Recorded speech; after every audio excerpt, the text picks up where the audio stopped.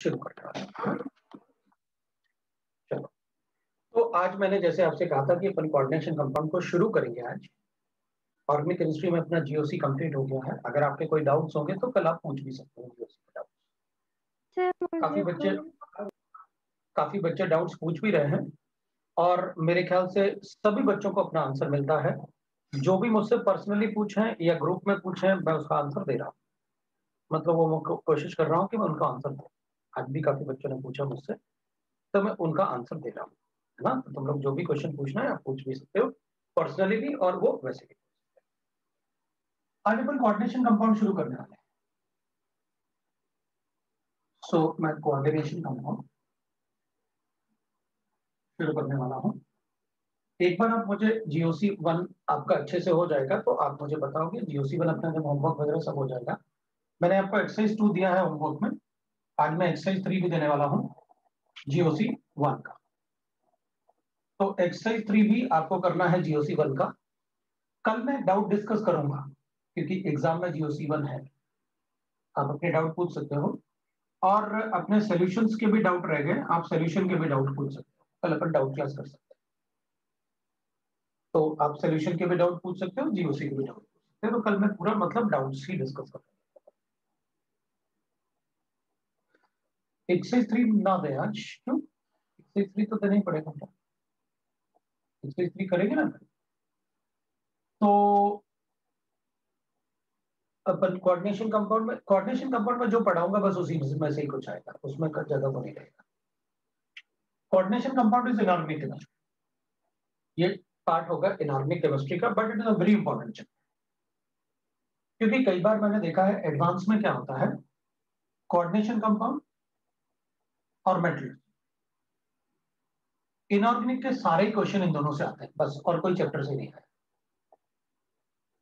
Coordination compound से अपन को 2 से 3 क्वेश्चन तो मिलेंगे एडवांस में, मतलब एटलीस्ट 12 to 15 मार्क्स का कोऑर्डिनेशन कंपाउंड मिलेगा। इसलिए वो थोड़ा बड़ा चैप्टर भी है और थोड़ा अच्छा चैप्टर भी है और इजी है। आपको बस क्लियरिटी से पता होना चाहिए कि सर ने जो बताया वो मुझे आता है। जैसे मेटलर्जी में भी जो सर ने बताया वो मुझे आता है, सारी कंडीशन सर ने मुझे बताई। अब मैं आपको यहाँ पर लिखने वाला हूँ कोऑर्डिनेशन। पहले अपन चेक कर लेते हैं कि भाई types of salt. Type of salt अगर लिखेंगे तो अपन क्या करेंगे, अपन कहेंगे देख भाई सिंपल सॉल्ट हो सकता है, डबल सॉल्ट हो सकता है, मिक्स सॉल्ट और कॉम्प्लेक्स सॉल्ट।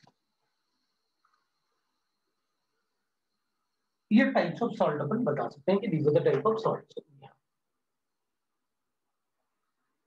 सिंपल सॉल्ट का मतलब है जैसे KCl हो गया, Na2SO4 हो गया, they are simple salt.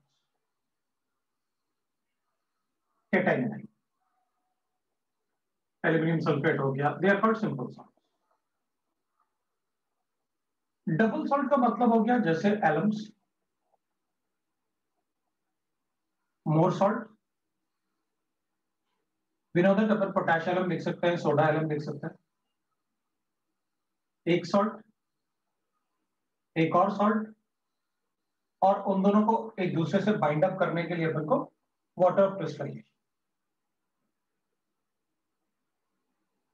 That is called a double. Mohr salt that is called ferrous ammonium sulphate. तो एक सॉल्ट,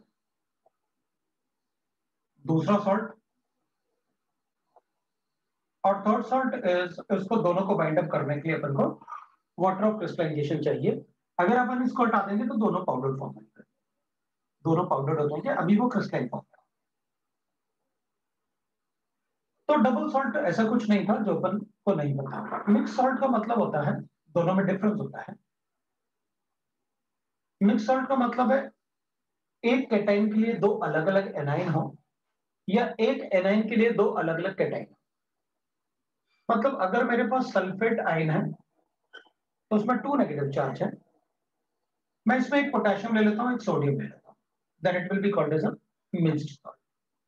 मतलब एक एनाइन के लिए आपने दो अलग अलग कैटाइन लिए तो it will be the mixed salt. या फिर आप एक कैटाइन के लिए दो अलग अलग एनाइन ले लो तो भी वो मिक्स सॉल्ट होगा। ब्लीचिंग पाउडर, इनको अपन मिक्स सॉल्ट बोलते हैं। कॉम्प्लेक्स सॉल्ट वो होते हैं जिनमें कोऑर्डिनेशन स्फीयर होता है, they are called complex salt. Complex अपन ने पढ़ा दिया थोड़ा, इनमें कोऑर्डिनेशन स्फीयर होता है। ये एक स्क्वायर ब्रैकेट होता है जिसमें उसको अपन कहते हैं कॉम्प्लेक्स सॉल्ट।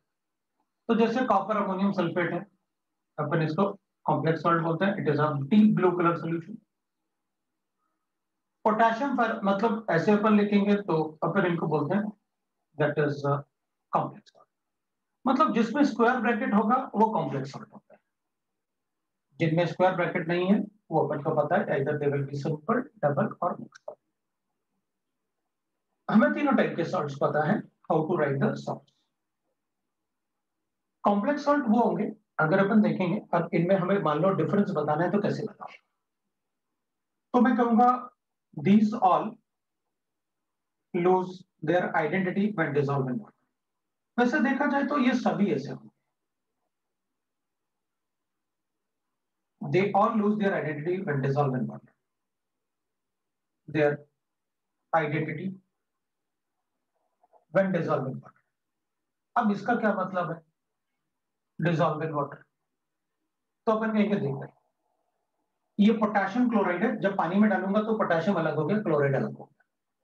मतलब मैं पोटेशियम का भी टेस्ट लगा सकता हूं सोल्यूशन में, सो क्लोराइड का भी लगा सकता हूं। आइडेंटिटी लूज करने का मतलब है अब ये पोटेशियम आयन और क्लोराइड आयन में चला गया, तो उसकी पोटेशियम क्लोराइड की अपनी आइडेंटिटी खत्म हो, that is called loose their identity when dissolve. लेकिन इसमें ऐसा नहीं होगा। अगर मैं इसको वाटर में डिसॉल्व करता हूं तो मैं पोटेशियम की भी टेस्ट लगा सकता हूं, एल्यूमिनियम का भी लगा सकता हूं, सल्फेट का भी लगा सकता हूं। लेकिन इनको अगर पानी में डिसॉल्व करेंगे, जैसे इसको पानी में डिसॉल्व करेंगे तो I will get that 4 potassium मिलेंगे अपन को और FeCl6, क्योंकि इसका स्क्वायर ब्रैकेट डिसोसिएट नहीं होगा। अगर हम किसी भी कोई भी सॉल्ट में किसी आयंस के टेस्ट नहीं लगा सकते, मतलब इसमें मैं पोटेशियम का टेस्ट तो लगा सकता हूं लेकिन आयरन का टेस्ट नहीं लगा सकता क्योंकि वो सोल्यूशन में आएगा ही नहीं, स्क्वायर ब्रैकेट डिसोसिएट होता नहीं, तो सोल्यूशन में आयरन नहीं आएगा, सोल्यूशन में Cn नेगेटिव नहीं आएगा। मतलब मुझे इस सॉल्ट में आयरन और Cn तो दिख रहा है लेकिन मैं उसका टेस्ट नहीं लगा, तो ये अपनी आइडेंटिटी को लूज नहीं किया, इट विल रिमेन फेरोसाइनेट। पहले भी ये पोटेशियम फेरोसाइनेट था, बाद में भी ये फेरोसाइनेट है। तो जिस सॉल्ट में हम सारे आइंस के टेस्ट नहीं लगा सकते हैं उनको अपन कहते हैं कॉम्प्लेक्स सॉल्ट, एंड दो salt do not lose their identity when dissolve in water because उनका ये कॉम्प्लेक्स एनायनिक पार्ट वो कोऑर्डिनेशन स्फीयर के फॉर्म में रहेगा, मतलब ये वाला पार्ट डिसोसिएट नहीं होगा। तो अपन कहेंगे अपन ज्यादा अच्छा ये लिखेंगे कि इसमें सारे जब वाटर में डिसॉल्व करेंगे तो सारे आइंस में डिसोसिएट होंगे और हम जो भी कैटाइन एनाइन है उनका टेस्ट लगा सकते हैं। लेकिन कॉम्प्लेक्स सॉल्ट में मैं सभी कैटाइन और एनाइन का टेस्ट नहीं लगा सकता।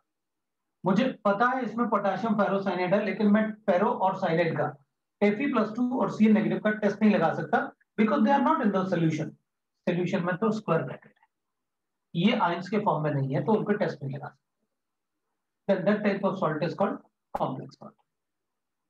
तो इसमें वी कैन राइट ना test all the ions present in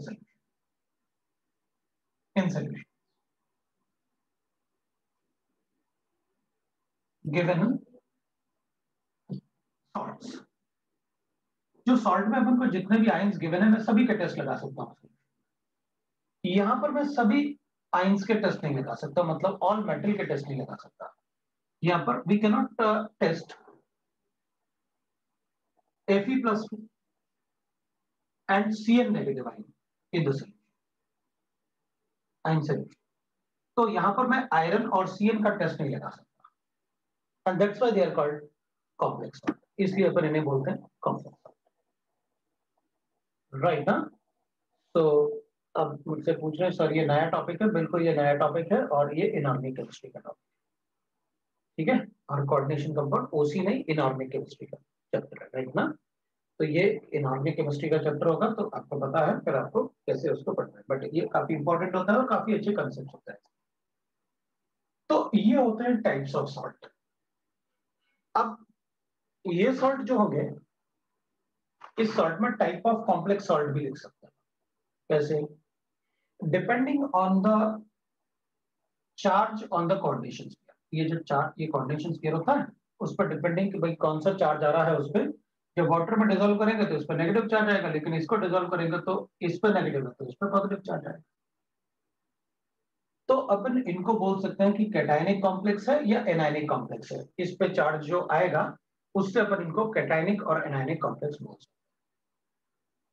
तो वो देखेंगे अपन, पहले एक कोऑर्डिनेशन स्फीयर को देखते हैं, एक कॉम्प्लेक्स सॉल्ट को पढ़ते हैं, फिर उसके पार्ट्स चेक करते हैं, बाद में अपन चेक कर लेंगे कि वो टाइप्स ऑफ कॉम्प्लेक्स सॉल्ट कैसे हो सकते हैं। तो अगर हम चाहें तो पहले भी लिख सकते हैं, कोई फर्क नहीं पड़ता तुमको, क्योंकि अब आपने थोड़ा सा एग्जाम्पल दे दिया मुझे कि भाई कैसे कॉम्प्लेक्स सॉल्ट लिखने हैं मुझे। तो अगर मैं लिखना भी चाहूँ तो लिख सकता हूँ टाइप्स ऑफ कॉम्प्लेक्स सॉल्ट, है ना। तो कॉम्प्लेक्स सॉल्ट में एक तो कैटायनिक कॉम्प्लेक्स सॉल्ट हो जाएगा, डिपेंडिंग ऑन, भाई कैसे पता चलेगा अपन को, तो depending on the charge on square bracket. अभी मैंने उसको कोऑर्डिनेशन स्फीयर इसलिए नहीं बोल रहा, बार बार स्क्वायर ब्रैकेट बोलता हूँ क्योंकि अपन को लिखा नहीं है अपन ने कि भाई वो कोऑर्डिनेशन स्फीयर को अपन, ये स्क्वायर ब्रैकेट को कोऑर्डिनेशन स्फीयर बोलते हैं। तो अभी लिखेंगे अपन पार्ट्स, एक बार पार्ट्स डिस्कस करेंगे, एक एक पार्ट को डिस्कस करना होगा, क्योंकि पूरे चैप्टर में अपन को, पूरे चैप्टर में इसी कंपाउंड, इसी टाइप के कंपाउंड पढ़ने हैं अपन को। तो हमें एक एक पार्ट को उनका मतलब किसको क्या बोलेंगे अपन, वो सारी चीजें अपन को पढ़नी। तो एक तो होगा cationic complex, when there is a positive charge on the coordination sphere, there is positive charge on coordination, on coordination there is square bracket अपन लिख सकते हैं, वो स्क्वायर ब्रैकेट को कोऑर्डिनेशन स्फीयर बोलते हैं, तो लिख देते हैं भाई ऑन कोऑर्डिनेशन।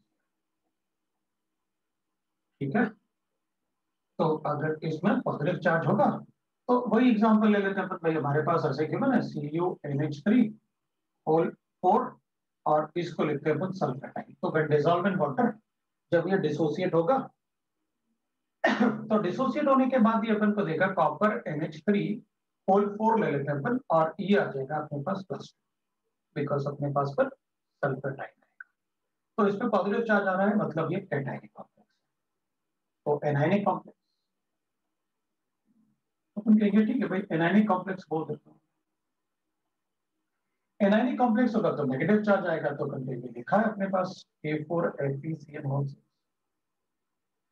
तो there will be a negative charge on the anionic complex, तो अपन कहेंगे 4K पॉजिटिव हो गया प्लस FeCl6 हो जाएगा, तो इसमें 4 नेगेटिव हो जाएगा बस, तो वो एनायनिक कॉम्प्लेक्स हो जाएगा, that will be the anionic complex. जैसे अपन ने डिसोसिएट, तो फिर न्यूट्रल कॉम्प्लेक्सेस भी होते हैं, बिल्कुल न्यूट्रल कॉम्प्लेक्सेस भी होते हैं, अपन पढ़ेंगे भाई न्यूट्रल कॉम्प्लेक्सेस। तो न्यूट्रल कॉम्प्लेक्स का मतलब होगा जिनमें चार्ज जनरेट नहीं होंगे, तो फिर कहेंगे जिनमें कैटायन, जो बाहर कोऑर्डिनेशन स्फीयर के बाहर कोई पार्ट ही नहीं, ऐसे भी कॉम्प्लेक्स होंगे। तो जैसे अपन लिखेंगे कि भाई दैट इज निकल कार्बोनाइड CO4, इस पे कोई चार्ज नहीं होता स्फीयर में, तो that will be a neutral complex. निकल DMG करके भी होता है, डाइऑक्सिल मिथाइल ग्लाइकोसाइड, ये भी होता है, ये भी न्यूट्रल कॉम्प्लेक्स है, इस पे कोई चार्ज नहीं। तो अभी अपन एग्जांपल लिख लेते हैं। अच्छा अच्छा, ये दोनों मतलब आगे अपन बताएंगे, भाई इसमें कोई चार्ज नहीं है। वैसे भी अपन ऑक्सीडेशन स्टेट आपको पता है कि carbon monoxide is a neutral agent, अपन ने ऑक्सीडेशन नंबर कैलकुलेशन किया हुआ है, उसमें मैंने आपको बता रखा है H2O NH3 CO they are neutral liquid, neutral molecule. Neutral molecule होगा तो इसका चार्ज 0, 4 into 0, तो इस पर चार्ज क्या होगा 0, बिकॉज अगर इस पे चार्ज नहीं है तो इस पर भी चार्ज। यहाँ पर जो ये DMG लिखा है, DMG में -1 चार्ज होता है, DMG पे -1 चार्ज होता है इसमें। अगर -1 चार्ज होता है तो इसके लिए -2, और निकल इस DMG में +2 होता है, तो -2 + 2 होगा तो यहाँ रिमाइंडर कुछ भी नहीं बचा, जैसे यहाँ पर था। भाई आप कैलकुलेट, ये ऑक्सीडेशन स्टेट मैंने आपको ऑक्सीडेशन नंबर में बताया हुआ है। DMG जैसे क्लोराइड होता है वैसा DMG होता है, इसको क्लोराइड बोलते हैं, उसको DMG बोलते हैं, राइट ना। तो अभी अपने लिए तो DMG वही होता है जो क्लोराइड होता है, तो वो अपन देख लेंगे। तो कैलकुलेट करना, मैंने इस टाइप के कंपाउंड्स आप देखोगे तो मैंने इस टाइप के कंपाउंड आपको बताए हुए हैं इन ऑक्सीडेशन रिडक्शन के बारे में। Fourth we can write that salt complex. अच्छा, सॉल्ट भी हो सकता है कॉम्प्लेक्स, भाई केटाइन और एनाइन तो देखा था तुमने, इसका भी सॉल्ट बनेगा। बिल्कुल राइट ना। तो अपन कहेंगे कि भाई सॉल्ट कॉम्प्लेक्स में मान लो मेरे पास एक एसिड है, सपोज करता है मैंने एक एसिड लिख दिया, कॉपर NH3 है और होल 4 है। तो अपन को पता है कि इसमें ये तो न्यूट्रल होता है, तो इसका +2 चार्ज अपन ने यहाँ पर रिमाइंडर में रखा है, वही था इसमें, क्योंकि अमोनिया तो न्यूट्रल एजेंट होता है। मेरा वीडियो लैग कर रहा है क्या? वीडियो मेरा लैग कर रहा है क्या? नहीं। इसका मतलब है जो लिख रहा है कि लैग कर रहा है उसी का वीडियो लैग कर रहा है, वो फिर से रीजॉइन कर। तो अपन कहेंगे देखो इस पे तो +2 चार्ज, ठीक है, अपन दूसरा चेक कर लेते हैं, ठीक है ना। अगर अपन दूसरा कोई एक और ले लेते हैं, ये कैटाइन हो गया आपके लिए, अब एक एनाइन ले लेता हूँ। मान लो मेरे पास एनाइन FeCl4 6 और 4। तो अपन करेंगे, मान लो मैं इन दोनों से ही कॉम्प्लेक्स बना दूं तो अपन कहेंगे हमें क्या, आप ऐसे लिखो अलग अलग, एक एनाइन लिखा एक कैटाइन लिखा, तो इनसे मॉलिक्यूल अगर बनाना है तो मुझे पता है क्या। तो क्या करेंगे, इसका जितना चार्ज है वो इस पे लिख देते हैं और इसका जितना चार्ज है वो इस पे लिख देते हैं, सॉल्ट कॉम्प्लेक्स। तो सॉल्ट कॉम्प्लेक्स अलग अलग चार्जेस होंगे, सेम चार्ज है तब भी सॉल्ट कॉम्प्लेक्स। भाई इसमें कैटाइनिक चार्ज उसमें एनाइनिक चार्ज, तो ऑब्वियस सी बात है अगर इससे सॉल्ट बनाना है तो सॉल्ट बनाने के लिए तो आपको कैटाइन एनाइन बैलेंस करना, बैलेंस करना, that is a salt complex, right. So this is about the मतलब टाइप ऑफ कॉम्प्लेक्स लिख लिया अपन, न्यूट्रल भी हो सकते हैं, सॉल्ट कॉम्प्लेक्स भी हो सकते हैं, अभी तो मैंने पढ़ना शुरू किया है। कैटाइनिक भी हो सकते हैं, एनाइनिक भी हो सकते हैं, डिपेंडिंग ऑन द चार्ज। अब इस पे तो जीरो चार्ज था तो बनने का न्यूट्रल हो गए, इन पे चार्जेस है तो बनने एक स्फीयर दो स्फीयर, मतलब सॉल्ट कॉम्प्लेक्स के लिए दो स्फीयर होना कंपलसरी है। तो बिल्कुल सॉल्ट कॉम्प्लेक्स के लिए दो स्फीयर होना बिल्कुल नहीं है। तो ये टाइप ऑफ कॉम्प्लेक्स, ठीक है। अब अपन लिखेंगे एक पहले कोऑर्डिनेशन क्लियर करते हैं और फिर उसके पार्ट्स की बात करते हैं, क्योंकि सबसे पहले अपन को इसके बारे में पढ़ने के लिए मुझे पार्ट्स आने चाहिए, और तो अपन उन पार्ट्स की बात करें। तो we'll write that is parts of coordination, तो अपन लिखते हैं पार्ट्स ऑफ कोऑर्डिनेशन, ठीक है। अपन पार्ट्स ऑफ कोऑर्डिनेशन, अगर अपन पार्ट्स ऑफ कोऑर्डिनेशन कंपाउंड लिखेंगे ना तो विल राइट दैट कि भाई कोऑर्डिनेशन कंपाउंड के पार्ट्स कैसे लिखेंगे अपन, तो अपन कहेंगे मेरे पास पहले अपन एक कोऑर्डिनेशन कंपाउंड, मेरे पास एक कोऑर्डिनेशन कंपाउंड है CR, कोई भी लिख सकते हैं अपन, अंदर जो भी है NH3, इधर 4 5 कर लेता हूँ, इधर Cl कर लेता हूँ, इधर Cl2 कर लेता हूँ, लाइक दैट। तो अपन क्या करेंगे, ये जो कोऑर्डिनेशन स्फीयर होता है ना, इसको ये जो स्क्वायर ब्रैकेट होता है इसको अपन कहते हैं कोऑर्डिनेशन स्फीयर। तो मैं पहले लिख लेता हूँ, square bracket is for coordination, ये स्क्वायर ब्रैकेट जो होता है इसको अपन कहते हैं कोऑर्डिनेशन। ये स्क्वायर जो ब्रैकेट है उसके अंदर जो मेटल होता है उसको अपन कहते हैं सेंट्रल मेटल, उसके अंदर जो ये मॉलिक्यूल्स लिखे होते हैं ना, इन मॉलिक्यूल्स को अपन कहते हैं लिगेंड्स, इन मॉलिक्यूल्स को अपन कहते हैं लिगेंड्स। इधर जो ये नंबर्स होते हैं यहाँ पर 1 है और यहाँ पर ये है, तो अपन कहेंगे ये जो नंबर्स होते हैं इन नंबर को अपन कहते हैं कोऑर्डिनेशन।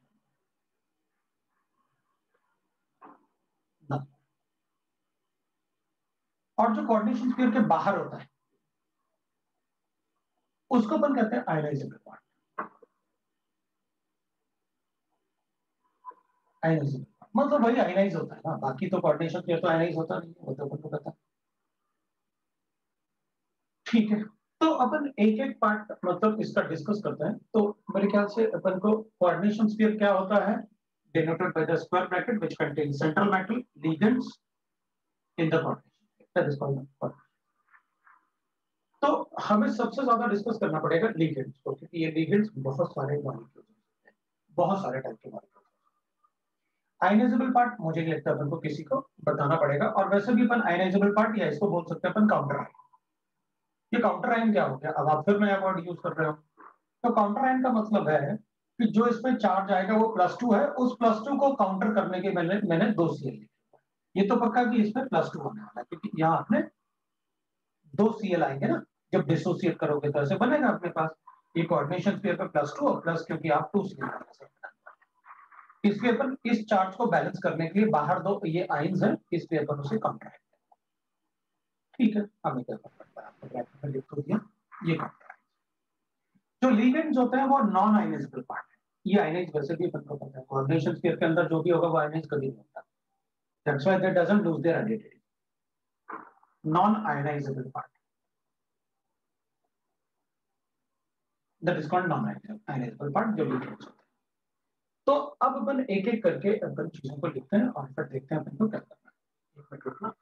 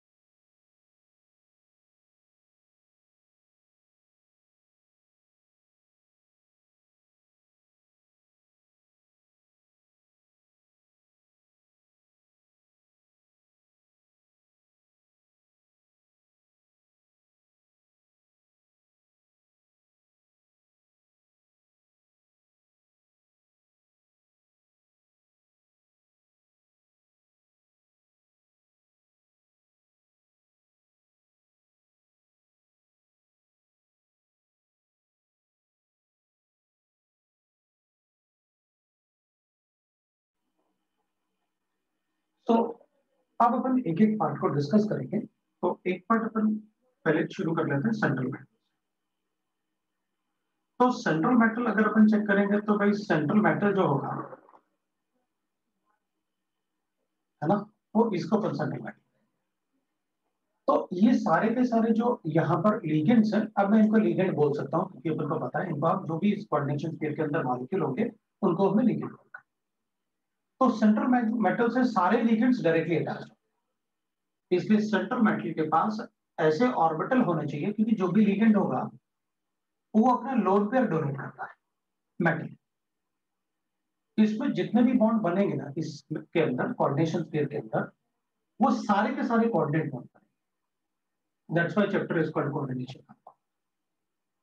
तो इस ब्रैकेट के अंदर जितने भी बॉन्ड्स बनेंगे सेंट्रल मेटल के साथ वो कोऑर्डिनेट बॉन्ड बनेंगे।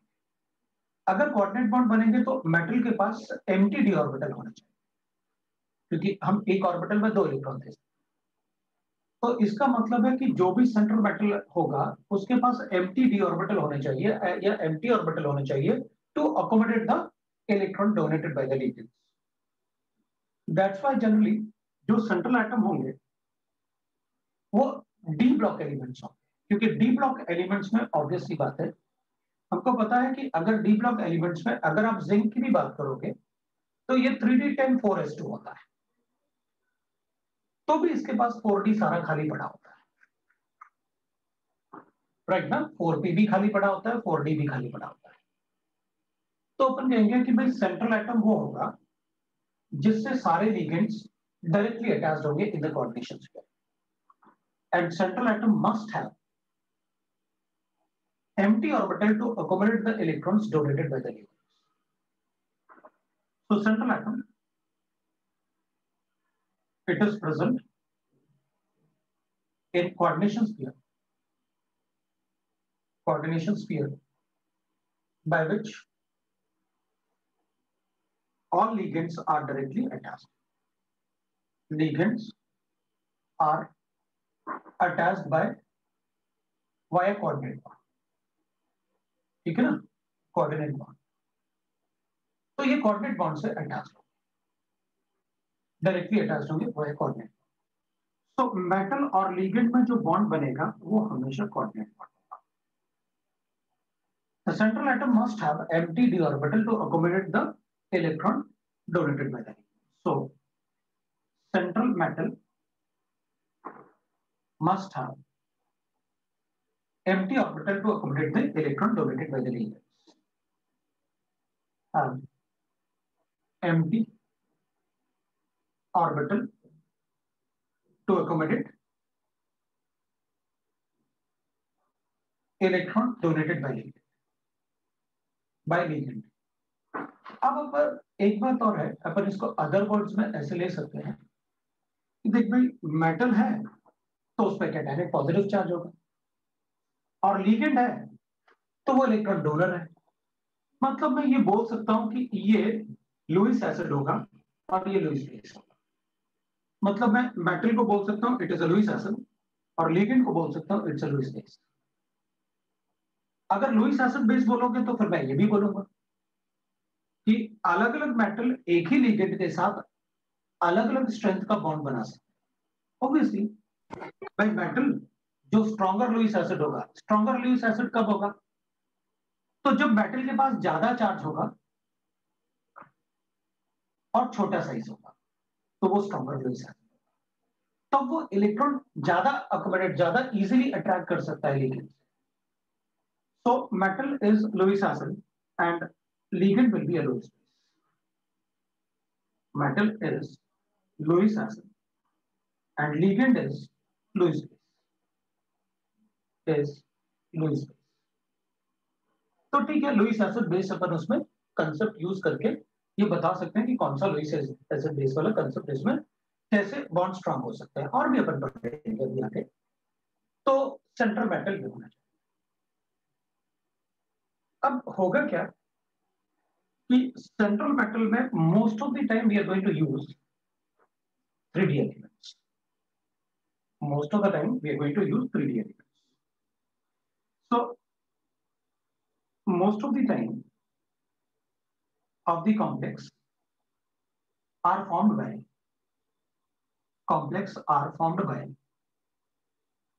3D elements. वो 4D और 5D भी यूज करेंगे. मैंने मोस्टली इसलिए वर्ड यूज किया कि most of the time the complex is formed by 3D elements. इसका मतलब है मुझे 3D एलिमेंट्स के इलेक्ट्रॉनिक कॉन्फ़िगरेशन बिल्कुल मतलब ऐसे कि आप एटम बोलो मैं आपको इलेक्ट्रॉनिक कॉन्फ़िगरेशन बता दूं, उस टाइप से अपन को याद होना चाहिए. तो अपन सबको पता है भाई स्कैंडियम, टाइटेनियम, वेनेडियम, क्रोमियम, है ना, मैंगनीज, आयरन. वैसे तो अपन ने काफी कुछ डिस्कस भी कर रखा है इनके ऑक्सीडेशन स्टेट को लेके. मैं उधर लिखता हूँ, इसको यहाँ नहीं लिखता हूँ. थोड़ा सा अगर जरूरत पड़ेगा तो मैं थोड़ा और एक्सप्लेन कर दूंगा कि भाई अपन को पता है स्कैंडियम, टाइटेनियम, वेनेडियम, क्रोमियम, है ना, manganese, iron, FeCO, Ni, copper and zinc. ये अपन को ऑलरेडी पता है. इलेक्ट्रॉनिक कॉन्फ़िगरेशन में अपन को पता है ये 4s2 3d1 होता है. 3d1 होता है, ये 3d2 होता है, ये 3d3 होगा. बिकॉज इसका एटॉमिक नंबर 21 है, ये 22 है, ये 23 है, ये 24, 25, 26, 27, 8, 9 एंड 30. वो एटॉमिक नंबर हमको पता है. ये 3d5 होगा, दैट इज एक्सेप्शन. ये भी 3d5 होगा, वो एक्सेप्शन है बिकॉज 4s1 3d5, 3d6 26 है तो 3d7 27 है तो 3d8 28 है तो again the exception and 3d10 is. अपन ने ये सब पढ़ रखा है. अब थोड़ा सा आपको ऑक्सीडेशन स्टेट का भी पता होना चाहिए. इसमें ऑक्सीडेशन स्टेट सभी का +2 होता है. We all know that because 4s2 की वजह से. सभी का +2 ऑक्सीडेशन स्टेट होता है। इसका +3 भी होगा, वो ये इलेक्ट्रॉन भी निकाल दिया, ये भी पहले 4s से निकाला तो +2, ये भी निकाला तो +3, ये भी +2 +3 +4 होगा, ये भी +3 +4 +5 होगा, ये +3 +4 +5 +6 होता है क्रोमियम, ये भी +3 +4 +5 +6 +7 होता है, और उसके बाद फिर ड्रास्टिकली डिक्रीज होता है, ये +3, ये +2 ही होता है बस। अब इन सबको अच्छे से पता है, जो मैंने पहले भी आपको बताया है और पहले भी अपन पढ़ते आए कि अगर अपन चेक करेंगे तो हायर ऑक्सीडेशन स्टेट यहां ज्यादा स्टेबल होता है, हायर ऑक्सीडेशन स्टेट अपन यहां ज्यादा स्टेबल होता है, +3 वाले ऑक्सीडेशन स्टेट ज्यादा स्टेबल होता है,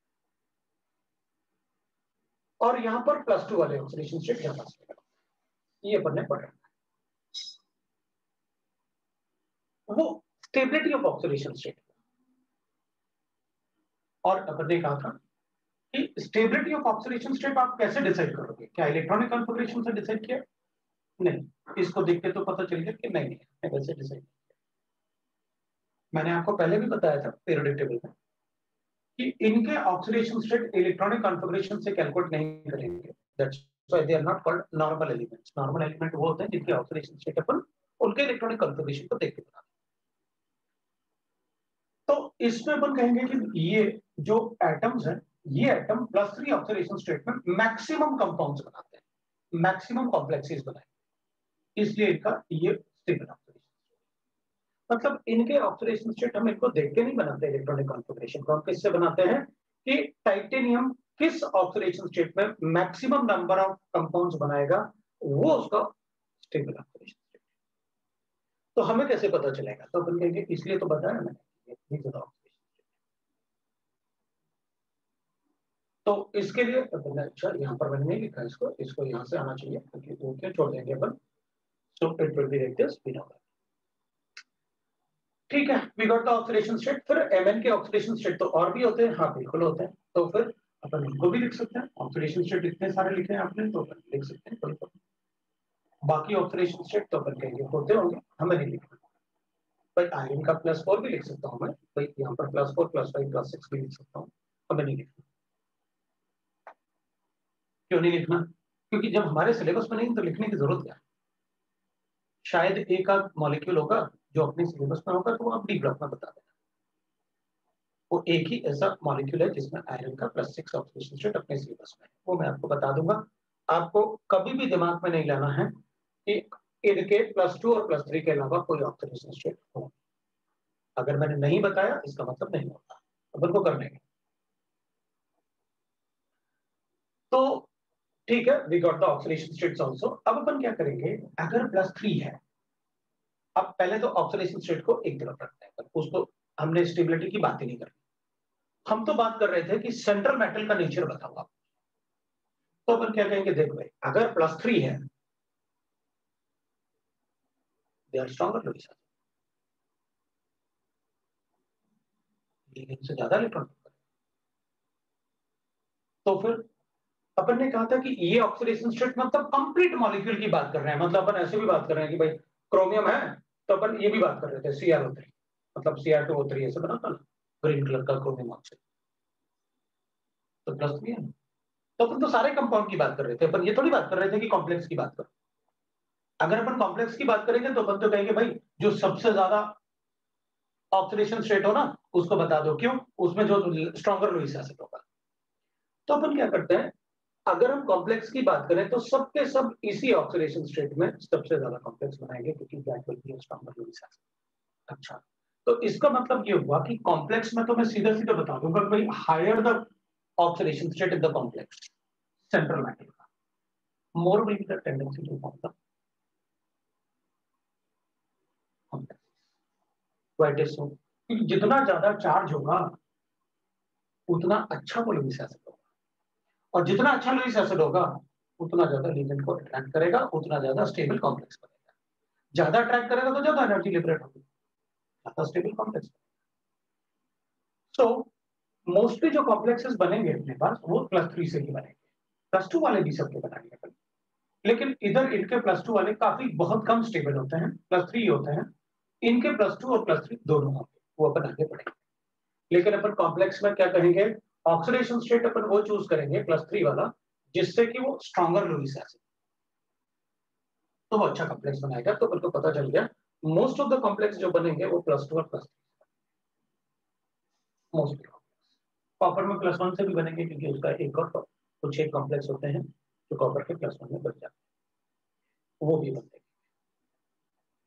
तो एक तो सेंट्रल मैटर बन गया। अब oxidation state of central matter, अगर अपन को अगर ऑक्सीडेशन स्टेट कैलकुलेट करना है तो अपन कहेंगे देख भाई ऑफ सेंट्रल मैटर, तो पहले उसके पहले मुझे क्या पता होना चाहिए कि भाई जो लीगेंड हम यूज करेंगे उस पर चार्ज कितना है। जैसे मान लो वो था, तो अपन को कैलकुलेट करना है। एक एग्जांपल ले लेते हैं, एक दो एग्जांपल लेंगे क्योंकि पहले अपन ने पढ़ रखा है और बाद में अपन जितने भी कंपाउंड्स अपन पढ़ेंगे उन सब में ऑक्सीडेशन स्टेट कैलकुलेट कर लेंगे। ये आपने 5 ले रखा है और यहाँ पर आपने CH4 ले रखा है। अपन क्या करेंगे, इसका ऑक्सीडेशन स्टेट कैलकुलेट करना है तो ये X ले लेते हैं। मैंने आपको बता रखा है अमोनिया से न्यूट्रल मान, अगर ये न्यूट्रल होता है तो 5 × 0 हो गया क्योंकि वो न्यूट्रल है, प्लस Cl -1 होता है, -1 × 1 हो गया। अब या तो आप इस चार्ट से इक्वेट कर दो या फिर इनको भी कंसिडर कर लो, हमें क्या करना पड़ेगा। यहां पर चार्ट से इक्वेट करोगे तो +2 है, तो अपन कहेंगे यहां पर इक्वल टू +2 लिख लो आप, या फिर आप इसको भी इंक्लूड कर दो और पूरा आपने न्यूट्रल बना दिया। तो न्यूट्रल था, हमने न्यूट्रल एज्यूम कर लिया। तो अपन क्या करेंगे, अपन कहेंगे कि या तो आप ऐसे कर लो कि आपने कोऑर्डिनेशन स्फीयर में कैलकुलेट करना है ना इसका चार्ज, तो इसमें +2 है क्योंकि Cl - 2 Cl है माइनस, तो x का वैल्यू पर कैलकुलेट कर लेंगे, that will be equal to how much, ये तो 0 है, -1 है, इधर लेके जाते हैं तो ये हो गया। तो कोऑर्डिनेशन जो इसका ऑक्सीडेशन स्टेट है +3 आ गया, कैलकुलेट कर लिया। अब अगर मान लो मेरे पास दूसरा कोई कंपाउंड है ऑक्सीडेशन स्टेट, मैं ऑक्सीडेशन स्टेट के लिए सपोज अपने पास गिवन है K4FeCl, ये अपन, तो अपन को पता है देखो भाई पोटेशियम तो +1 × 4 हो जाएगा, प्लस आयरन कैलकुलेट करना है और ये साइनाइड होता है -1 × 6 और पूरा मॉलिक्यूल ले लिया मैं तो 0 कर, तो X = +4, ये लो भाई ऑक्सीडेशन स्टेट है। या फिर अपन ऐसे भी कर सकते थे कि इसको हटा लेते हैं, इसमें -4 है, उसके बाद 4 इक्वल टू लेके अपन कैलकुलेट कर सकते हैं। वैसे इस टाइप के क्वेश्चंस अपन ने काफी किए हुए हैं। अगर अपने पास ऐसे गिवन है, कभी कभी ऐसे भी गिवन होगा Fe4FeCl पेरिफेरल साइड, तो अपन कहेंगे देखो भाई इसमें ना, इसको देख के मुझे पता चल गया कि इसमें -4 चार्ज, और इसको देख के अब यहाँ पर मुझे यहाँ लिखा हुआ मिलेगा, इसको देख के मुझे पता चल गया कि इसमें ये 3 होगा, +3 चार्ज। अपन कैलकुलेट भी कर सकते हैं, देखो ना 4 × 3 = 12 +12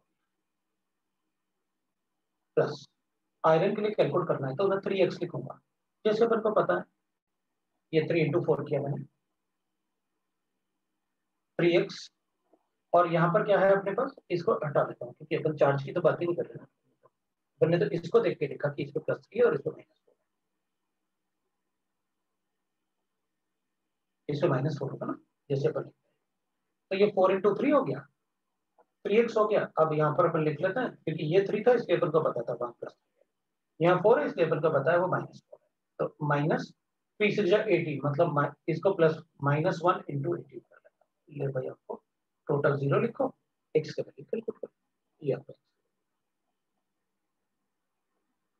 तो x पता चल गया, इधर -18 था, +12 था, 6 बच गया, +4, ये +4 पेरिफेरल।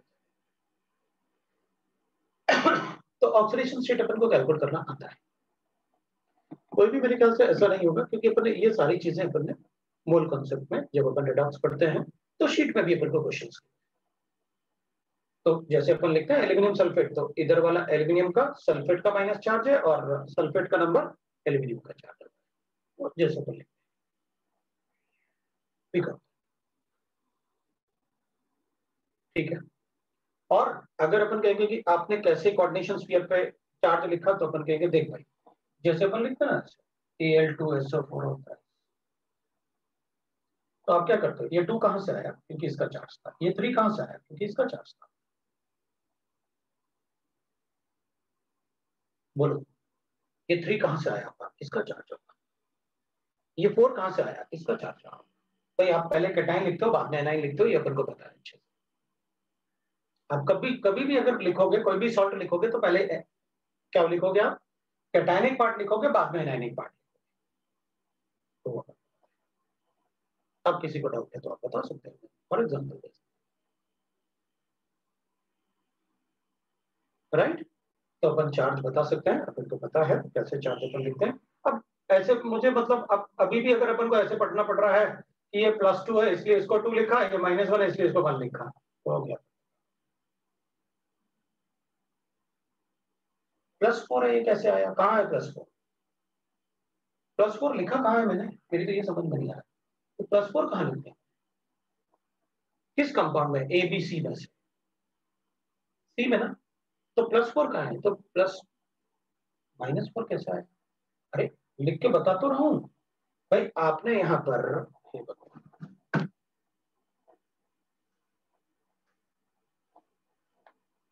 ये लो, मेरे पास Fe है और एक कोऑर्डिनेशन स्फीयर है, इस पे चार्ज -4 है, इस पे +3 है। बताओ इन दोनों से फॉर्मूला बनाना है, कैसे बनाओगे? तो इसका चार्ज इसका नंबर होगा और इसका चार्ज इसका नंबर होगा।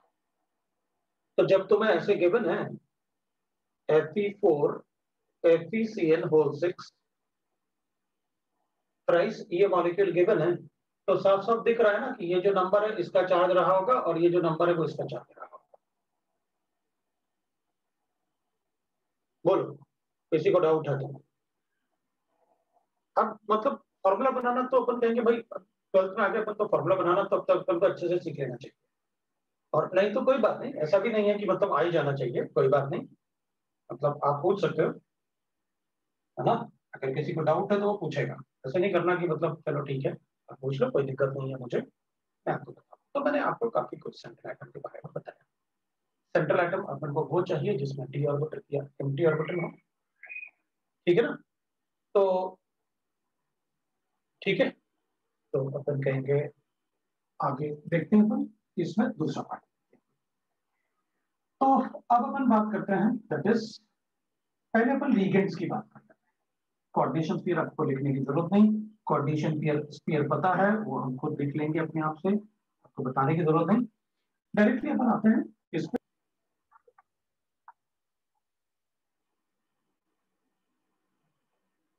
ठीक है। तो अपन कहेंगे अच्छा कैसे सर, हमें Fe4 नहीं गिवन होता तो हम FeCl6 पे का चार्ज बता सकते हैं? नहीं, क्योंकि मुझे थोड़ी पता है FeCl6 में आप क्या लिखना चाहते हैं। मेरे पास आयरन +3 भी होता है और -3 भी होता है। अगर इसका चार्ज +3 लूंगा, मेरे पास यहाँ -6 है। अगर इस ये -6 है, अगर इसका चार्ज +3 लूंगा तो रिमाइंडर -3 होगा। अगर मैं इसका चार्ज +2 लूंगा तो इसका रिमाइंडर -2 होगा। तो वो तो डिपेंड करेगा इसका चार्ज, राइट ना, वो तो उस पर डिपेंड करेगा ना कि इसका चार्ज कितना है। मैं ठीक, तो अपन चेक कर सकते हैं। इसलिए तो मैं बार बार बोल रहा हूँ, तो एल्यूमिनियम सल्फेट इसलिए तो लिखता हूँ मैं कि आप वैसे देखो ना, क्या प्रॉब्लम है, देखेंगे कोई दिक्कत नहीं। अब अपन ना लीगेंड्स की बात करते हैं, क्योंकि लीगेंड अपने लिए काफी इंपॉर्टेंट है। Ligands are Lewis bases, any molecule which has at least one lone pair, और उसका ऑक्टेट कंप्लीट तो होना ही चाहिए वरना लुईस बेस नहीं होगा। With its complete octet can act as nucleophile, can act as nucleophile, वो डोनेट करने वाला, वो तो अपन को पता है। आप जितने भी न्यूक्लियोफाइल है सबको लिगेंड बता रहे हैं, ठीक है। तो इसका मतलब है मैं कोई भी लिगेंड मेरी मर्जी। अपन कहेंगे देखो Cl नेगेटिव हाँ लिगेंड है, HO नेगेटिव हाँ लिगेंड होगा, H2 मॉलिक्यूल हाँ लिगेंड है, NH3 हाँ लिगेंड है, कार्बन मोनोऑक्साइड हाँ लिगेंड होगा, इसके पास लोन पेयर दिख रहे हैं, पेरिडीन हाँ ये लिगेंड है, मुझे दिख रहा है इसमें नाइट्रोजन। तो कोई भी मॉलिक्यूल लिगेंड जैसे हो सकता है, बहुत सारे molecule, depending on the number of donor site, depending on the number of donor site, number of donor site, the ligands can be classified as, the ligand can be classified as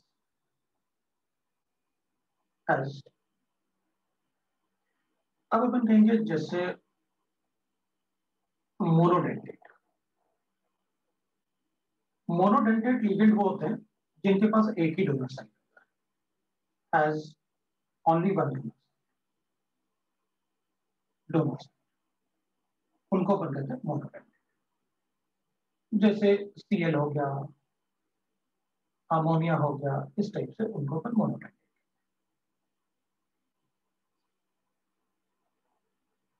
bidentate ligand बोलेंगे, तो bidentate ligand has two donor site, two donor site, तो उनको कहते हैं अपन, ये example लिखा था मैंने, दैट इज कॉल्ड बाइडेंटेट। तो अपन कहेंगे कोई एग्जांपल बताओ डोनर साइट के लिए जिसमें दो डोनर साइट हो, मैं बिल्कुल लिख सकता हूँ, I have this as a ligand जिसमें दो डोनर साइट है, एक ये ले सकता हूँ, एक ये ले सकता हूँ, that is a donor site.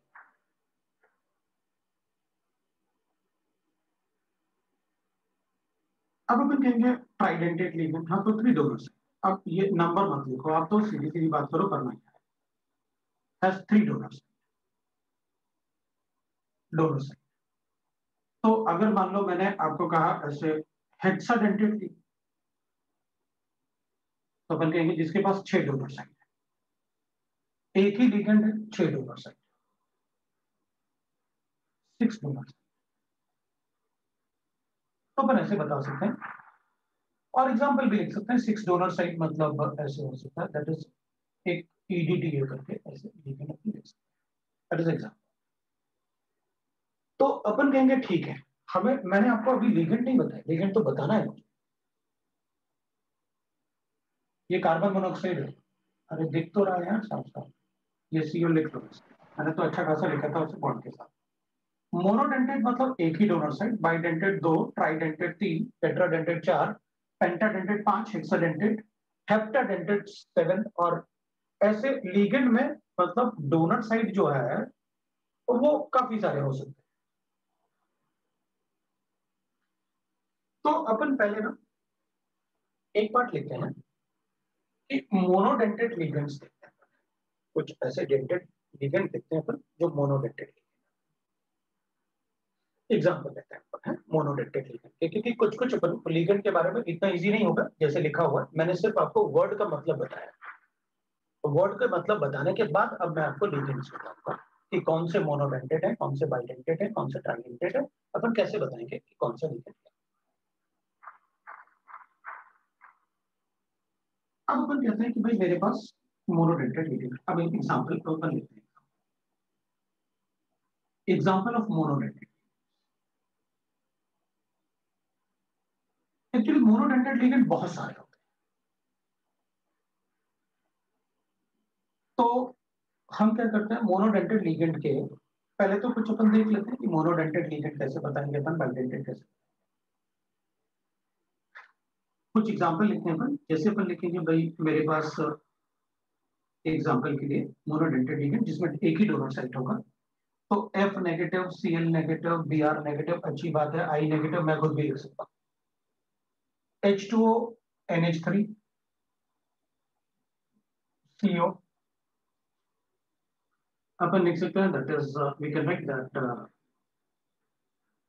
दूसरा ऐसे लिख सकते हैं अपन OH माइनस है। फिर अपन N3 नेगेटिव भी लिख सकते हैं, एक्सेट्रा काफी सारे। अब मेरे पास एक मॉलिक्यूल ऐसे भी है। अब पहले अपन क्या करते हैं, जैसे मान लो मेरे पास ऐसे, पहले मैं आपको जो मुझे बताना है उस बात पे आता है। अभी रुक जाओ, मतलब आप टेंशन मत लो कि सर क्या बताना है क्या नहीं बताना है, मुझे सारी चीजें पता है, आप चिंता मत करो।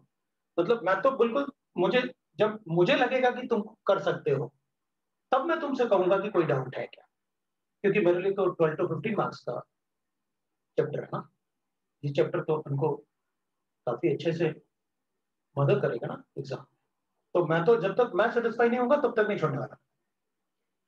अब देख एक बात है, जैसे मेरे पास मेटल है, ठीक है ना, और मेरे पास अमोनिया। अमोनिया के पास एक लोन पेयर है और मेटल के पास एम्प्टी डी ऑर्बिटल होगा, अगर 3D ऑर्बिटल यूज कर 3D मेटल यूज करते हैं तो उसके पास एम्प्टी ऑर्बिटल होगा। कोई और मेटल अगर यूज करेंगे तो मैं बताऊंगा तुम्हें, क्योंकि अभी तो अपन ने शुरुआत की। तो अपन कहेंगे ठीक है भाई, ये इलेक्ट्रॉन अपना डोनेट करेगा इसको कोऑर्डिनेट बॉन्ड से, तो ये मोनोडेंटेड।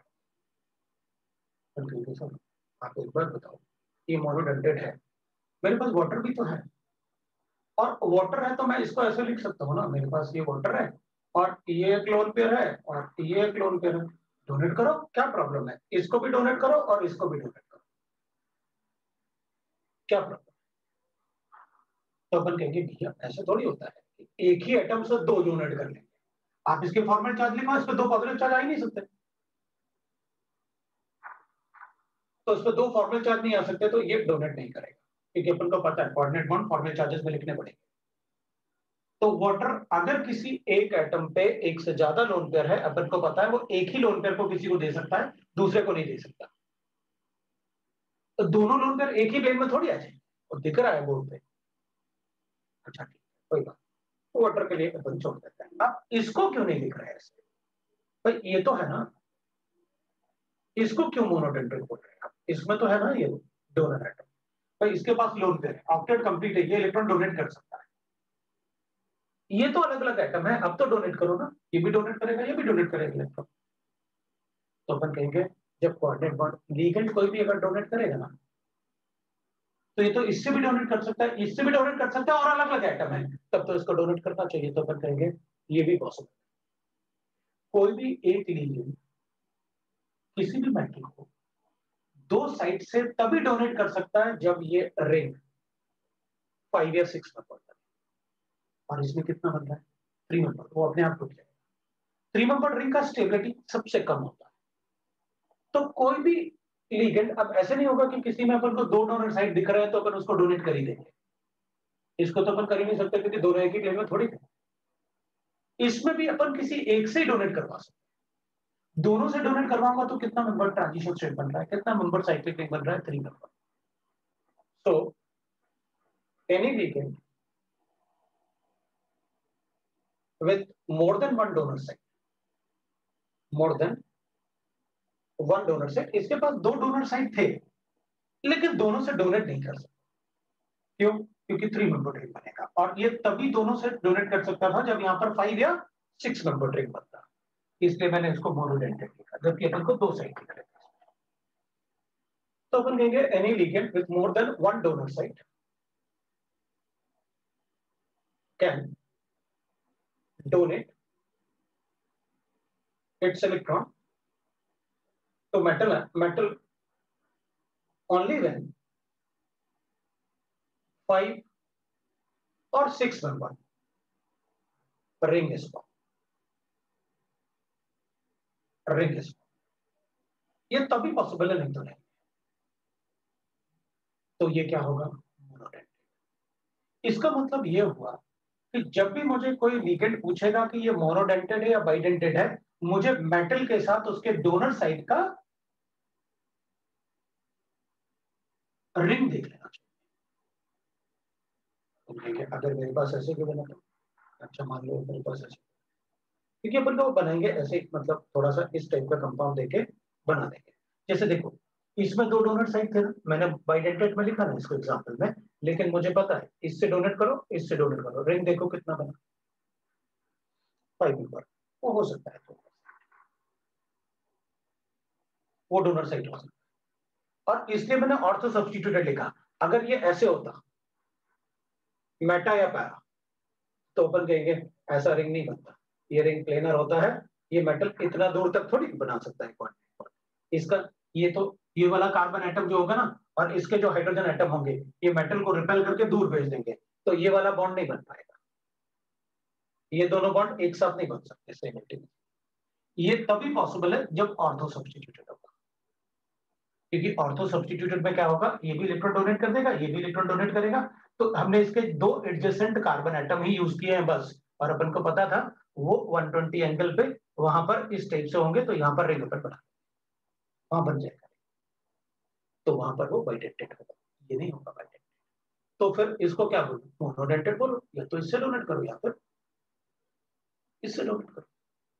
दोनों में से किसी एक साइड से डोनेट कर सकता हूँ, क्योंकि अगर बेंजीन रिंग है तो सिर्फ ऑर्थो सब्स्टिट्यूशन से ही बाइडेंटेड बन सकता है, मेटा और पैरा से नहीं बन सकता। पैरा में तो इतनी दूर तो ऐसे थोड़ी बना देगा वो मेटा। भाई रिंग तो प्लेनर है ना, काफी बड़ा रिंग होगा ना, उधर से एटम ऐसे लाएं इधर से भी एटम लेके जाएं, इतना दूर नहीं बनता बॉन्ड बनेगा तो सिर्फ ऑर्थो सब्स्टिट्यूशन। फिर अपन कहेंगे अच्छा ठीक है मान लिया ऐसे, तो ये तो मोनोडेंटेड है, मोनोडेंटेड। मोनोडेंटेड तो लिखूंगा ना, किसी एक साइड से तो डोनेट करूंगा ना, इधर इससे या फिर इससे, किसी एक साइड से तो डोनेट करके बताऊंगा ना, ठीक है, मेटल से। तो ये अपने लिए मोनोडेंटेड है। अपन कहेंगे अच्छा ठीक है मेरे पास अगर ऐसे गिवन है तो इसके पास भी लोन पेयर है, इसके पास भी लोन पेयर है। अब बताओ, तो अपन कहेंगे मोनोडेंटेड। क्यों? मेटल के साथ इसका कोऑर्डिनेट बॉन्ड बना, उसका कोऑर्डिनेट बॉन्ड बना, और मेंबर बाइडेंटेड नहीं हो सकता। तो क्या, ठीक है, इसको मोनोडेंटेड तो बोल सकते हो ना। हाँ, किसी एक साइड से डोनेट कर लो, कोई प्रॉब्लम नहीं, क्योंकि रिंग कब बनो, वो बाइडेंटेड जैसे कब होगा, जब एटलीस्ट 5 या 6 मेंबर रिंग बने, तो ही मैं उससे बाइडेंटेड होगा। तो मोनोडेंटेड मतलब it is not a bidentate ligand, ये तो नहीं बनेगा क्योंकि 4 मेंबर रिंग है, the ligand will be monodentate, is monodentate, ये मोनोडेंटेड। तो फिर आपने यहाँ पर बहुत सारे नाइट्रोजन लिखे हुए हैं N3 negative, we all know that कि भाई अगर मैं NH3 N3H लिखूंगा तो this is called hydrazoic acid. मैंने पहले भी बताया it's a weak acid, hydrazoic acid. और हाइड्रोजोइक एसिड में अपन प्रोटॉन निकालेंगे तो आपने लिगेंड लिखा उसको, ठीक है, मैं लिख देता हूँ उसका स्ट्रक्चर कैसे होगा हाइड्रोजोइक एसिड। आपने जो N3 नेगेटिव लिखा ना, तो दैट इज कॉल्ड हाइड्रोजोइक। तो हाइड्रोजोइक एसिड को अपन कैसे लिखेंगे, it will be like this. अपन अब स्ट्रक्चर आप देख सकते हो, मैंने इसके इलेक्ट्रॉन लिखे, मैंने इसके इलेक्ट्रॉन लिखे, यहाँ एक पॉजिटिव चार्ज लिखूंगा और ये इसके इलेक्ट्रॉन है, और इस पॉजिटिव चार्ज के लिए अपन ने एक इलेक्ट्रॉन यहाँ लिखा, तो ऑब्वियस सी बात है मैं कहूंगा इस पे एक पॉजिटिव चार्ज है और एक नेगेटिव चार्ज, और एक और नेगेटिव चार्ज जो अपन ने, तो यहाँ पर 2 नेगेटिव चार्ज होगा, क्योंकि एक अगर इसका स्ट्रक्चर लिखूंगा तो ऐसे होता है ना, ये ट्रिपल बॉन्ड है, ये नाइट्रोजन है, और इधर एक हाइड्रोजन होता है, इस पे अगर पॉजिटिव चार्ज है तो इस पे एक नेगेटिव। हाइड्रोजोइक एसिड का स्ट्रक्चर ये है, अगर मैं प्रोटॉन को हटाऊंगा तो वहां 2 नेगेटिव आएगा, एसिड है तो एसिड ब्रेक होगा, ये होगा। बट इसको क्या बोलूंगा, इधर भी इलेक्ट्रॉन पेयर है और इधर भी इलेक्ट्रॉन पेयर है, तो अपन कहेंगे मेटल लिख के देख लो, 4 मेंबर रिंग बनेगा। अगर 4 मेंबर रिंग बनेगा तो it will be a monodentate. Bidentate तभी हो सकता है जब वो 6 मेंबर रिंग बनाए, 6 या 5 मेंबर रिंग बनाए। तो ये सारे के सारे जो मैंने आपको बताए ये मोनोडेंटेड। एक से ज्यादा साइट दिखने से कुछ नहीं होता कि भाई लोन पेयर मुझे दिख रहा है, चलो डोनर साइट बता देते, उसके पास इलेक्ट्रॉन पेयर है, उसका ऑर्बिटल है जो वो डोनेट कर सकता है, और उसके पास बाकी बॉन्डेड हाइड्रोजन है। तो जब लोन पेयर है और उसका ऑक्टेट कंप्लीट है तो that can act as a Lewis piece. and that will be a ligand that can act as a ligand. इसमें तो नेगेटिव चार्ज का लिगेंड तो था ही, आप देख सकते हो कोई बात। तो मोनोडेंटेड लिगेंड अपन को पता है, और बाइडेंटेड लिगेंड कब होगा वो भी अपन को पता चल गया। तो पहले अपन क्या करते हैं, कुछ मोनोडेंटेड लिगेंड लिख लेते हैं, क्योंकि मोनोडेंटेड लिगेंड काफी सारे होते हैं। ये अपन पहले ऐसे लिख लेते हैं, फिर अपन लिगेंड्स कुछ, मैं आपको लिगेंड लिखने का तरीका बताऊंगा, लिगेंड का नाम भी कैसे। तो पहले मैंने आपको मॉलिक्यूल्स जो भी थे, काफी सारे मॉलिक्यूल्स देके ये बता दिया कि कौन सा मोनोडेंटेड लिगेंड होगा। अगर एक से ज्यादा डोनर साइड दिख भी रहा है तो भी मोनोडेंटेड अपन कब कहेंगे और उसको बाइडेंटेड कब कहेंगे, ये पता चलता है। अब मैं आपको बाइडेंटेड लिगेंड की बात करते हैं। तो बाइडेंटेड लिगेंड में अपन थोड़ा सा एग्जांपल लिखेंगे, और ज्यादा एग्जांपल लिखेंगे, तो दैट कि बाइडेंटेड लिगेंड में मैं चाहूंगा कि आपको मैक्सिमम नंबर ऑफ एग्जांपल दे दूं, आपको पहले से पता है। मोनोडेंटेड में काफी सारा अपन को पता होता है कि कौन से न्यूट्रल होते हैं, कौन से, वो भी मैं बताऊंगा कि कौन से न्यूट्रल लिगेंड है, किस पर चार्ज, राइट। तो इसके सेकंड स्ट्रक्चर पे चार्ज, मतलब इसमें और इसमें ना -2 चार्ज था ना, इसमें -2 चार्ज, मतलब ये देखा ना, बताया उस पर चार्ज माइनस। तो मैं ये लिगेंड का डेफिनेशन हटा लेता हूं, क्योंकि मुझे मैक्सिमम क्वेश्चन जो पूछेंगे अगर लिगेंड से, तो अपन से बाइडेंटेड से पूछेंगे या मोनोडेंटेड, क्योंकि मोनोडेंटेड में वो अपन से पूछेंगे which of the following are monodentate ligand या which of the following are bidentate ligand. इस टाइप का क्वेश्चन भी अपन से पूछ सकते हैं कि आप लिगेंड बताओ कि मोनोडेंटेड होगा या बाइडेंटेड होगा। तो मैं बाइडेंटेड लिगेंड लिखता हूं। अब मुझे ये बताने की जरूरत नहीं बाइडेंटेड का मतलब क्या होता है, जिसके पास दो साइड है बाइडेंटेड। एक तो मैं बाइडेंटेड लिगेंड लिखूंगा ethylene diamide, ethylene diamide. Ethylene diamine को अपन शॉर्ट फॉर्म में लिखेंगे EN, और ethylene is this, we know that. और डायमाइन के लिए मुझे इसमें दोनों तरफ NH2 लिखना, ये भी लोन पेयर है, ये भी लोन पेयर है, मेटल लिखूंगा तो 5 नंबर ट्रिक बनेगा, that's why it is a bidentate ethylene. दूसरा अपन लिख सकते हैं इथाइलिन, अपन को दिख रहा है, आप इसको ऐसे भी लिख सकते हैं इथाइलिन 1,2 डाइअमाइन, ऐसे भी। व्हाट इज EN, उसका शॉर्ट फॉर्म बोला था ना, उसका शॉर्ट फॉर्म EN, मतलब इथाइलिन डाइअमाइन नहीं मिलने वाला अपन को शॉर्ट फॉर्म में मिलेगा ऐसे CrEN होता है। तो EN लिखा हुआ मतलब अपन को पता है इट इज इथाइलिन डाइअमाइन, तभी तो बोल रहा हूं उसका शॉर्ट फॉर्म भी। मेरे ख्याल से किसी का डाउट नहीं होगा, ठीक है ना। तो next we can write that acetyl acetonato, right ना, एसिटाइल एसिटानाइट्रो। तो एसिटाइल एसिटानाइट्रो अपन कहेंगे, देखो ये AC इसका शॉर्ट फॉर्म,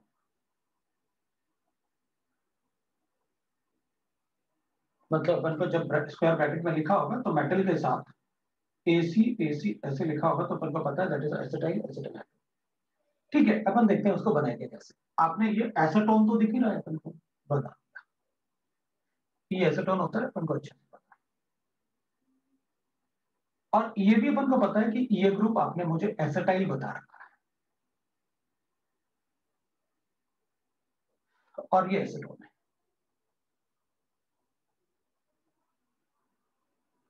तो मैं इसका एक हाइड्रोजन हटा देता हूं, तो अपन क्लोरोएसीटोन लिख देते अगर Cl लगाते तो। मैंने एसिटाइल लगाया, then it will be acetyl acetone, ये एसिटाइल एसीटोन। तो एसिटाइल एसीटोन जो होगा it will be CH3 C double bond O, CH2 C double bond O, और CH, इसके पास दो डोनर साइड और 6 नंबर रिंग। कोई 5 एटम तो यही लिख रहे हैं, एक मेटल बीच में आएगा तो 6 नंबर रिंग। फिर ना जैसे अपन लिखेंगे कि भाई हमारे पास क्लोरो है Cl माइनस, तो अपन इसको क्लोरो लिखेंगे, NO2 नेगेटिव है, तो नाइट्रो लिखूंगा। एक्चुअली जिन पे नेगेटिव चार्ज होता है ना, उनके नाम हमेशा ओ से एंड होते हैं, दैट इज अ रूल। आइए पे करो, chloro, bromo, hydro, nitro, right ना। तो बहुत सारे नाम भी लिखेंगे। तो जब एसिटाइल एसीटोन था तो ओ लगाने के लिए अपन ने एसिड नाइट्रो कर दिया। ओ लगाना था मुझे, क्योंकि ये -1 चार्ज होगा इसमें, दिस विल हैव -1 चार्ज। तो मैं क्या करूंगा ना, जब आप शॉर्ट फॉर्म भी लिख रहे हो, नाम भी लिख रहे हो, तो चार्ज भी बताते जाओ कि भाई किस पे क्या चार्ज होगा, ये भी मुझे पता रहेगा। किस पे 0 चार्ज होता है मतलब न्यूट्रल के, उसमें ओ भी नहीं लगाया था तो भी समझ गया था। आप बोल रहे थे कि भाई जिस पे नेगेटिव चार्ज होता है उसका नाम ओ से एंड होना ही चाहिए, अच्छा ये कर। तो इसका आपने एसिटाइल एसीटोन था, वो तो मुझे आता है लिखना, लेकिन इसमें ओ लगाने के लिए आपने नाइट्रो कर दिया, तो भाई ठीक है, -1 रहा था चार्ज उस पे, इसलिए आपने एसिटाइल एसीटोन कहा।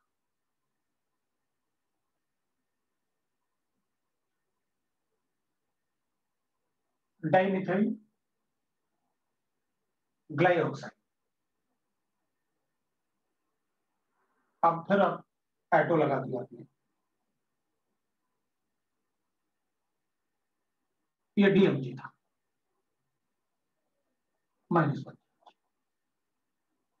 डाइमिथाइल ग्लाइऑक्साइड इज लिखा, ये 2 मिथाइल हो गए, और इसको कहते हैं अपन ऑक्साइड, डाइमिथाइल ग्लाइऑक्साइड। दोनों नाइट्रोजन एटम जो होंगे ना, they are the donor side. Metal पर जो भी चार्ज रहेगा, ये इलेक्ट्रॉन डोनेट, जब ये इलेक्ट्रॉन डोनेट करते हैं तो एक नाइट्रोजन एटम ऑक्सीजन को लीव करके ओ पे नेगेटिव जाता है। डाइमिथाइल ग्लाइऑक्साइड का स्ट्रक्चर बनाया था, एटो करने के लिए मैंने उसको हटाया, तो उसमें -1 चार्ज। अब हम फॉर्मूले में भी लिखेंगे, कॉम्प्लेक्सेस बताऊंगा, तो काफी इंपॉर्टेंट कॉम्प्लेक्स होता है, क्योंकि ये कंपाउंड, क्योंकि मोस्टली मैं वही बताऊंगा जो काफी इंपॉर्टेंट होते हैं, क्योंकि ये निकल, अगर यहाँ पर निकल मेटल लिखता हूँ ना Na+2, ये Na+2 का टेस्ट है, जो कि बहुत अच्छा कलरफुल होता है, रेड रोज कलर आता है, डीएमजी कॉम्प्लेक्स ऑफ निकल। जैसे मैंने अभी थोड़ी देर पहले लिखा था ना, जब किसी ने पूछा भी था कि सर वो डीएमजी है क्या, मैंने आपको बताया था न्यूट्रल कॉम्प्लेक्स में, इधर Na के साथ लिखूंगा ना, red rose colour complex, which is the test complex, red rose colour complex होता है।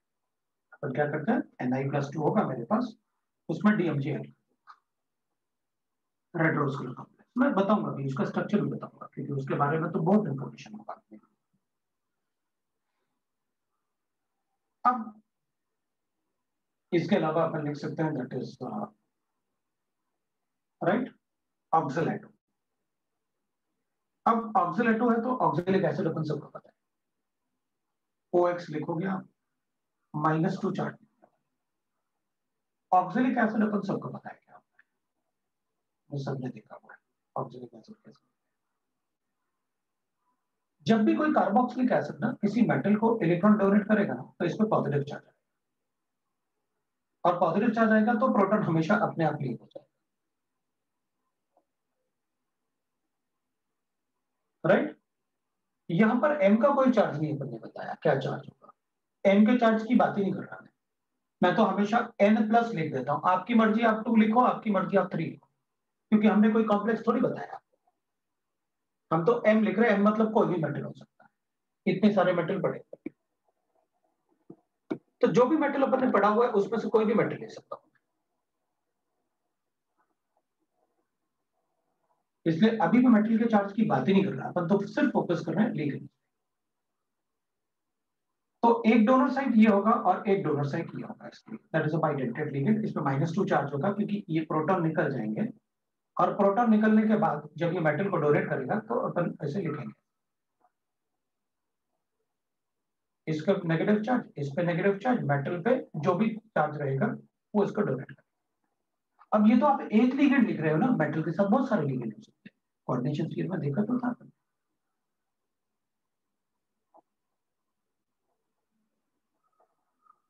ठीक है, अब सेलेक्ट हुआ है, फिर अपन लिख सकते हैं दैट इज। अब बहुत सारे मॉलिक्यूल्स अपन ऑर्गेनिक मॉलिक्यूल्स में ऑर्थो सब्स्टिट्यूटेड बेंजीन, तो ortho substituted aromatic rings, substituted aromatic rings. अब उसमें अपन कुछ भी लिख सकते हैं, क्योंकि ऑर्थो सब्स्टिट्यूटेड अगर एरोमेटिक रिंग्स हैं तो ये तो डिपेंड करेगा, जैसे मोनोडेंटेट था, मेरी मर्जी में ऐसे लिखूं, yes it will be a monodentate. ये डोनर साइट है ना, इसके पास एक donor site, it is a monodentate ligand. मैंने आपको इसलिए कंसेप्ट बताया व्हाट इज मोनोडेंटेट, जिसके पास एक डोनर साइट है और उसका ऑक्टेट कंप्लीट है, it will act as a base base. वो तो pyridine तो बेस होते हैं। pyridine क्या मतलब, विल से दैट कि लोन पेयर है, एनी नाइट्रोजन कंटेनिंग कंपाउंड जिस पे लोन पेयर होगा वो लुईस बेस होगा, वो इलेक्ट्रॉन डोनेट करेगा, जैसे अमोनिया। तो अपन ऐसे बता सकते हैं। अब अपन कहेंगे ऑर्थो सब्स्टिट्यूटेड रिंग्स में अपन ऐसे भी लिख सकते हैं, जैसे मैंने अभी लिखा था आपके लिए, भाई OH हो सकता है, दोनों OH हो सकते हैं, दोनों अलग अलग भी हो सकते हैं, हमें तो जो दो डोनर साइड से मतलब है, कोई भी हो सकता है। ऑर्थो सब्स्टिट्यूट अलग अलग भी हो सकता है, सेम भी हो सकता है, वो ऐसे भी हो सकता है। भाई इधर मैंने NH2 लिखा और इधर आपने एक CH2 और OH लिख लिया। हाँ बिल्कुल, मैं बस ये चेक करूंगा कि मेटल के साथ ये डोनेट करेगा, ये डोनेट करेगा, तो 1 2 3 4 5 6 होगा बाइडेंटेड। मुझे बाइडेंटेड लिगेंड में कुछ भी लिख सकता हूँ, मेरी मर्जी, मैं ऐसे लिखूंगा।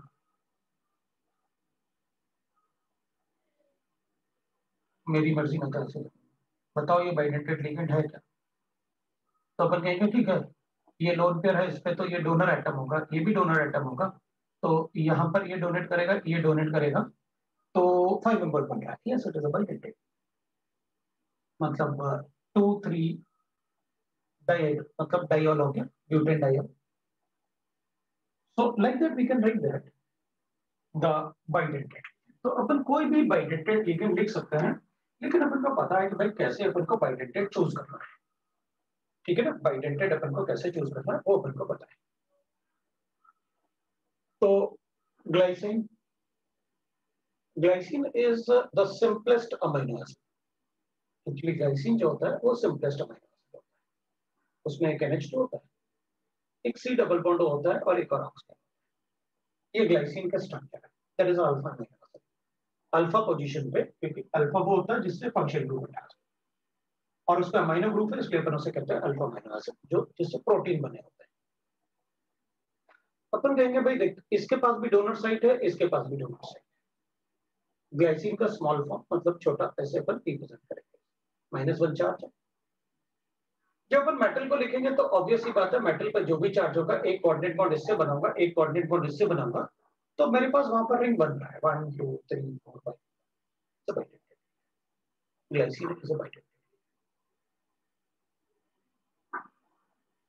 ऑर्थोफेनेंथ्रेसीन, अब ऑर्थो वाला तो वैसे लिख ही दिया था मैंने, अलग से लिखने की जरूरत नहीं थी। ऑर्थोफेनेंथ्रेसीन,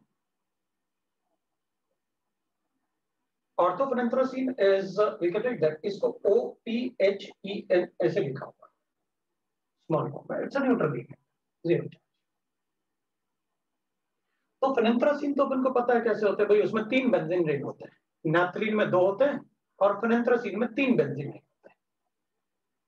तो नैप्थलीन में, ये फेनेंथ्रेसीन में जैसे अपन लिखते हैं 3 बेंजीन रिंग, ऐसे लिखेंगे अपन, so this will be the 3 benzene ring which is present in the फेनेंथ्रेसीन।